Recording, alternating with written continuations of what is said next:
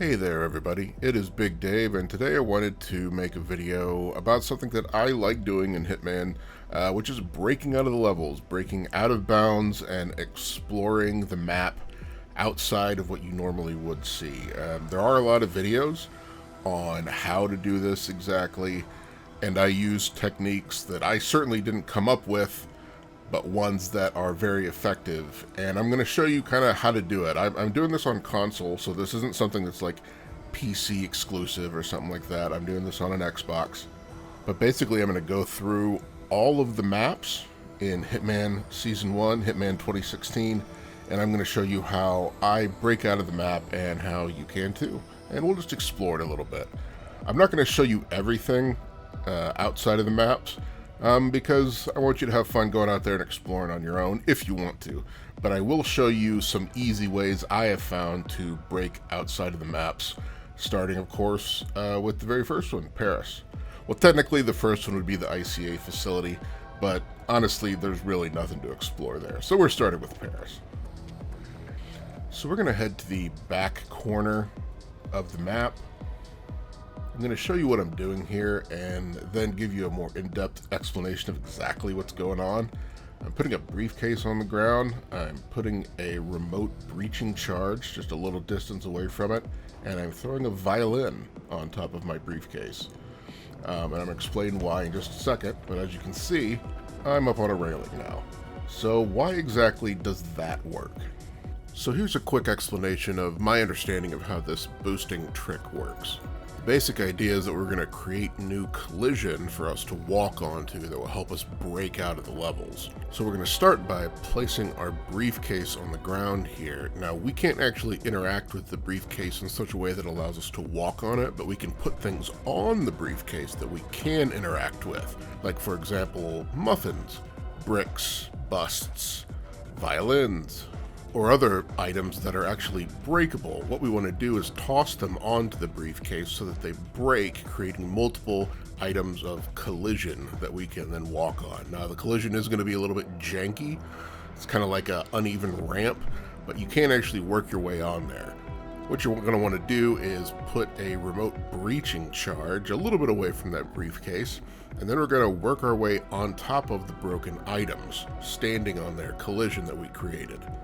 The briefcase boosts the items, and then we get on top of that, which gets us a little ways off the ground already. Then we're going to detonate the breaching charge, the shockwave of which is going to push the briefcase, the broken items, and us on top of them, hopefully enough so that we can get over the barriers at the edge of the level. Now, of course, this doesn't work everywhere, and only around certain barriers, only under certain circumstances. It can be tricky, but once you start to get a feel for it, you'll get the hang of it, and it'll become a lot easier to break out of certain parts of the levels. So back in Paris, hanging out on the railing here. Now, just because we've kind of broken out of the main map doesn't mean that these guards can't see us.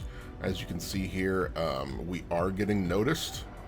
So we're just going to walk off the edge and grab the corner of this wall here. It's slanted, so we can run all the way down it.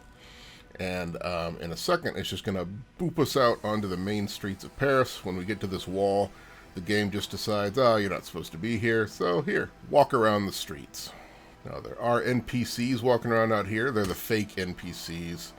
And as you can see, when you kill them, they just fall through the earth into infinity. They just vanish, which is kind of weird and creepy. There are some cool things out here. You can see this toilet is actually very detailed. Weird collision, you can walk right through it, but a lot of things outside of the map are like that, with partial collision or no collision at all. But you can see a lot of effort was put into something like this. There's even words on it, tiny words that you can read, but you never even come out here. It's interesting that they put this level of detail into something that you essentially will never really see. Now, there's the mansion right there. Maybe if you had a sniper rifle and you were looking out of the attic, maybe you could spot this. But I still don't think you could see those little signs inside the booth. But, you know, it's a commitment to detail. Now, I'm shooting the ground here because that's going to show me where I can and cannot walk. For example, I can't walk there. Those stairs were not real stairs, so we just fell into a place, and now we're just kind of locked here. This happens, you know. You're going to run into a lot of stuff like this, a lot of weird geometry, a lot of weird collision.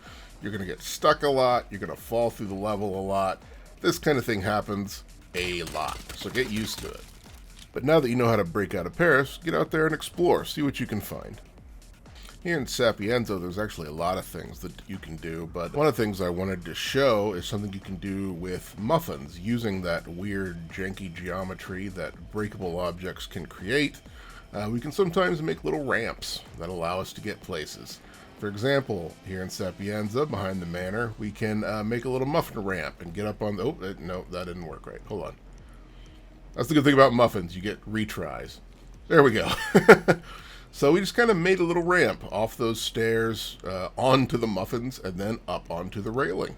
And you can walk down this railing for a little ways before you'll get blocked off. This guy's coming to see why in the heck I was throwing muffins. Not at all worried that I'm standing on the railing, which is very weird. But what we can do up here is actually find a quick way down to the biolab. So all these rocks on this wall have collision, and you can actually walk down them. As long as you're careful and don't fall in the water, you can get right down to this path that leads directly into the biolab. It is a very quick way to destroy the virus. The virus prototype will be close by. In the Sapienza variant maps, we actually have more places to break out into. For example, this is the Patient Zero Sapienza variant, and the manor is normally blocked off completely. In fact, in all of the Sapienza variations, the manor is blocked off completely, but we can use the boost technique off this balcony to get in here fairly easily.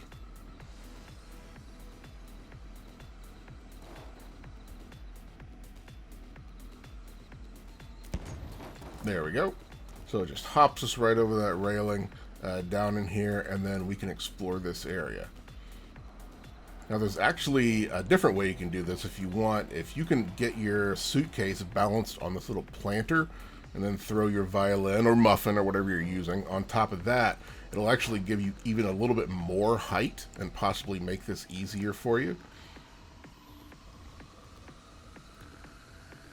We'll just get our explosive placed here. The weird thing is you have to kind of wiggle your way up onto the geometry here. If you just back and forth push against it, eventually it'll just kind of let you get up on it. There we go, like that. And then you can blow your explosive and it'll boop you over that railing there. Real easy. Now it's kind of fun to run around the manor at night. The lighting is a little different. It's a little more yellow. Overall, a little bit more subdued with some areas, but it does actually look pretty great. I mean, look at the interior right here. It's got this kind of golden glow. It really does look great at night. Going downstairs, we don't have a key card, but we can use a trusty fire extinguisher to get downstairs into the biolab area, which looks very, very different, primarily because the biolab does not exist. So the cave underneath the manor in all of the variants actually does not contain any of the biolab. There's kind of shadows where the buildings are supposed to be. You can see there's still some particle effects, some lighting effects, some smoke. They didn't care about that stuff because we're not supposed to be down here. So you can see all the areas where the biolab was supposed to be. You can see where the plane is normally. The plane is gone as well, and even the dock that leads to the plane is also gone. But it's kind of fun to run around here and see where things are supposed to be. On the landslide variant, we can do the exact same thing. Here we are up on the same balcony, and I'm just going to use the same technique to get us over the railing and once again into the manor.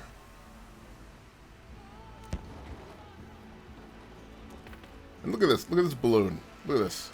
This is creepy. There's one red balloon. There's one Stephen King It balloon just hanging out inside the manor, which is kind of weird. So as you can see, the interior of the manor looks basically the same as the other night variants. It's kind of golden, lit up. If we head down into the biolab area. Once again, using our trusty fire extinguishers, you can see that none of the biolab buildings are here. The cave's a little brighter just because this is not a nighttime. This is more of a evening, like sunset variation. So you can see a little bit better in here. There's some weird textural glitches going on. If we climb up here on this level, you can see that there's some neat little majestic sun rays coming in through the crack in the cave wall. Now, on the icon, it is much more annoying to break out of the level here, but you can do it. I'm just going to get these guys out of the way because they're annoying. We're right here at the beginning of the level. We're going to place the briefcase. It's so frustrating to get the right placement. I found it works best at just right where these two big kind of rocks meet. There's a crack in the middle, and you try to find the right placement. Eventually, you'll be able, there we go. You'll be able to get the briefcase placed, and we're going to do the boost the same way with the violin and the breaching charge. No, I'm not going to lie. Oh, man, I probably played this, I don't know, 45 minutes, maybe an hour. And in that entire time of reloading, I only got this out of bounds trick to work twice. Out of innumerable dozens of attempts, I got it to work twice. So just be aware that it can be very, very frustrating. But that's also the only place that I've successfully been able to even break out of the level on the icon map. And as you can see, once you get out here, you have to be careful. It puts you out on this rock wall, and you just kind of have to follow it and wait till you can find some angles on the rocks that'll let you climb up and around and over. You need to get as high as possible. Once you get up here, you can't actually jump this barrier or anything like that. You can either go back or forward. So I'm just going to drop a save point, and honestly, if you're playing around out of bounds, it never hurts to drop save points. Once you do successfully get out of bounds, give yourself a save point. That way you can go exploring, and if you accidentally die or fall out of the map, which is definitely going to happen, you just reload that save point. So we can explore back here. There's not very far you can go. If you work your way around, eventually you can find the cave entrance that goes into the biolab, which of course the biolab buildings are not there. But there's really no way to get down there from here. You just fall off into the water. But if we go back and work our way around the collision of this tree, we can be a little bit funky. You will eventually find this gate, and you can drop down on there. Now we can use that to go underneath the manor. You can use a fire extinguisher, of course, to bust your way into the biolab. But again, those honestly look the same. The manor and biolab areas in the icon and in the Patient Zero variation of Sapienza are fairly identical. So there's not really much to see or explore. Now, if we do try to go into the other part of Sapienza that's blocked off, you'll find you can get this door open. There's actually an invisible barrier here that you cannot get through. I don't know why they put a wall here that you weren't able to get through, but for whatever reason, they made this so that you cannot get out through that door. But the window from the normal Sapienza map still works over here. Even though it looks like it's closed, you can still just climb right through it. Why? I don't know why. But from here, you can jump down and just kind of explore this area. So you see all the shops. Everything is lit and set up, again, very similarly to the Patient Zero variation of this map. The only difference is, of course, there's no items or anything around here, and there's no people around here. So it's kind of cool to run through this area with no NPCs or anything. And of course, you can get up here on top of the church, and you can see the movie set over there in the distance. So it's kind of neat. Something fun to explore, run around in. Now on to Marrakesh. There's actually a few different things you can do and see some really interesting out-of-bounds stuff in this map. First, what I'm going to show you is back here near Reza Zaydan's compound. We're going to bring our boosting equipment back here to this gate, which is actually the exit to, or an exit for the level. We're going to set this up right on the edge of the gate, drop our violin on there, and set up our breaching charge. And not all exits work this way, but on this particular one, it'll actually boop us up through the overhead geometry, which knocks us over to the other side of the gate, and then we can walk around and explore this area and see what's going on out here. A lot of weird things are going on out here. At first, it kind of looks normal. You know, there's just an empty street, there's some cars out here and stuff like that. But then you get real weird graphical glitches. There's also a lot of alleyways that lead to nowhere. A lot of places out here are just like random building geometry jammed together. This is actually the wall next to the protest. You can see all the NPCs over there, and it looks like you might be able to get through here, but you can't, and there's no prompt to jump over it. Now, we can affect these cars. We can blow them up, as you can see, and blowing them up does alert the guards that are back on the main area of the map, but they don't move. They just kind of stay there and talk about it. There's nothing they can do anyway. As far as I can tell, NPCs cannot break out of the map. So around here you see these areas that look kind of like hazy quicksand. That's not an area where you can walk. And check out the graphical glitches on that wall over there. Whoop, there we go. We're out of the level. Look at all the buildings. I mean, I know it's all just like random squares stacked together with 2D textures on them, but they put a lot of effort into making sure that if you looked out across Marrakesh, it would look like there was a lot of buildings. So now if we head up to the rooftops and you find this little pile of bricks in this corner here, we can actually set up our boosting stuff on top of this pile of bricks, and it will allow us to get out onto the rooftops of Marrakesh. So we're going to set it up like this, kind of wiggle your way up there. It'll let you get up there if you just, you know, get there. Come on, there it is. All right. Once we get up there, it'll boop us out above that wall, and we can drop down into this area. And there's a couple of ways we can go. We can follow the edge of the building over here and drop down into these alleyways. And now again, as you can see, immediately, lots of graphical glitches, lots of areas with no collision that you cannot walk on. There's also lots of little alley. There we go. We've already fallen through the level. Screw you guys. There's all the NPCs up there in the middle of the protest. But anyway, if you don't want to go down to the alleyways, you can actually run around on top of the roofs for a little bit. Anywhere where it connects like this, you are able to run across. Obviously, if it doesn't connect to anything, you'll just walk right off the edge, and you can explore more of the ground. But you just have to be careful. Do bring a gun with you. It'll allow you to see what you can walk on and what you cannot walk on. So this quicksand stuff, definitely cannot walk on it. So in the house built on sand night variation of the Marrakesh map, we can set up the exact same boost, and it will get us over the wall in the exact same way.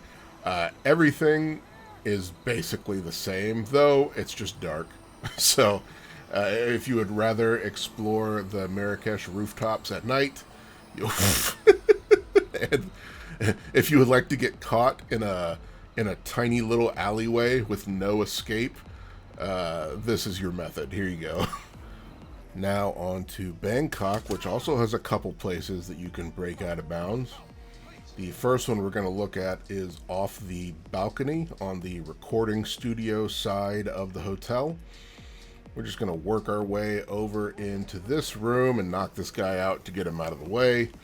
And then we're going to set up our boosting setup on his balcony.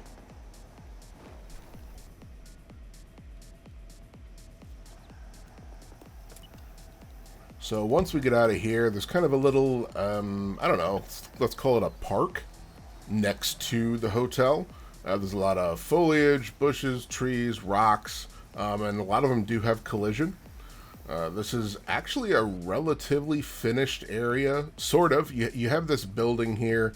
It looks good from the outside. The inside, obviously, the textures are not there. The collision is not good. The door doesn't exactly work.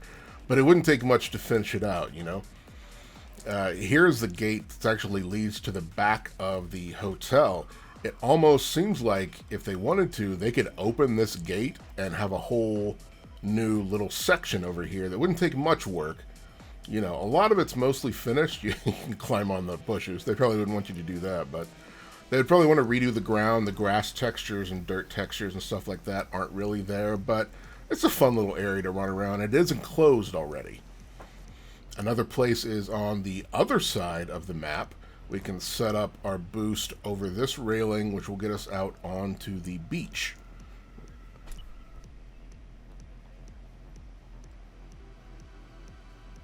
Here we go.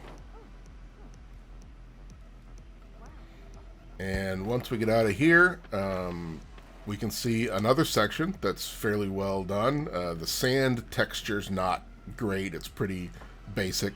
But other than that, there's a lot of areas you can go to. You can head up. you can see this. This looks like an area that you wouldn't be able to walk on, but you can, though for not very long.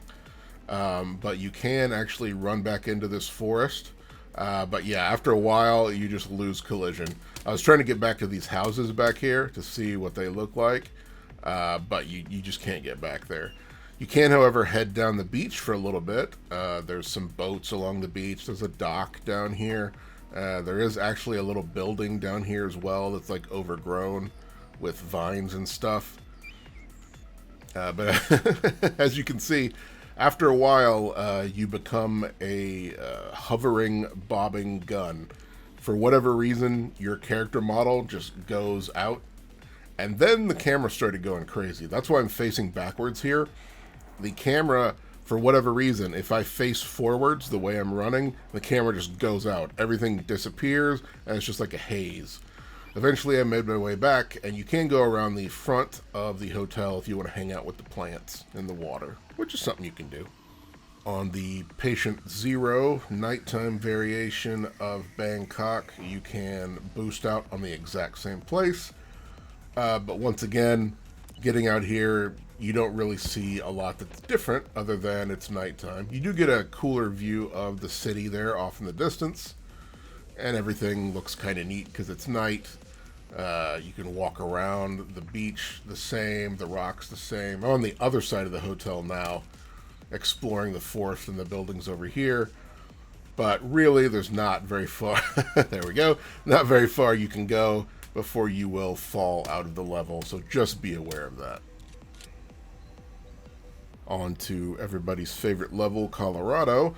I am in the back of the map near the bridge spawn and exit point, and I'm looking for this pile of garbage right here next to this shed. This is where I'm going to set up my boost. There's a lot of piles of garbage in this level that you can do some weird strategies to get up on top of railings and all kinds of stuff. But I'm choosing this area right here because I found that it works fairly consistently to get me out of the level. So once we're out here, we can run around the perimeter. We can actually run down into this creek as well. The water, there's no water effects, but you can get down in here. You pull your camera down here. I'm shooting the ground because I want to make sure where I'm walking has collision on it. So we can walk through this whole creek. Of course, that just takes us up to another fence. But if we run the fence to its end, we can break out. However, very soon after after getting outside the fence, we fall through the level again. So setting this up again, I wanted to show you what happened. So this time it just kind of pushed me up on top of this box. But if that happens to you, you can kind of wiggle your way into this corner, and eventually the collision will let you through, and you can get out into this area. So instead of crossing the creek and falling out into oblivion, you can run pretty much the entire perimeter, most of the perimeter of the map, as long as you stay close to it. So contrary to some of the previous levels, Hokkaido actually does have a fairly expansive out-of-bounds area that you can walk around in. And I like to get out just by going right out on the balcony of the default spawn location. I bring my setup out here, and you can bust out right over the balcony railing right at the start. You don't really have to go anywhere. So once we get out of here, you'll see. And did you see how the frame rate dropped there? That happens sometimes. It's like the game has to figure out what in the heck you're doing and what it's going to do with you. So you'll see that happen sometimes. But a lot of the, like the terrain, the trees, the rocks up near the hospital particularly, all have collision that you can walk on. So there's a lot of area out here that you can explore. And it's pretty neat. It looks good. I mean, this level looks great. So we can climb way down this mountain. You can get almost to the city down there. You can get really, really, really close.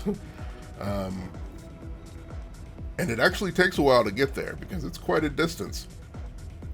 But once you get there, you can see the collision no longer exists. And you can see, actually, that these buildings are quite small. We're not that far away from that building right there. Just wanted to show off this mountain here with the waterfall, the facility. It looks really nice. It's fun running around outside on this level. In the Patient Zero variation of this level, you can get out exactly the same way. Though, to be fair, there's, again, not much difference in these two levels, except this one is daytime. So if you want to run around with all the snow being much brighter, there you go. So you can see things a lot better. You can see the facility a lot better. The rocks look great. You get a great view off the cliff of the city below. It's a great looking background there. And you still get occasional wonky collision on some of the trees. So thanks for watching, you guys. If you guys like this video, be sure to like and comment below if you are able to break out of the level, what you like to do, what you like to explore, and if you found anything crazy, you know. If you want, I'm happy to keep doing these. Let's break out of Hitman 2 and 3 levels, you know. Let's do it.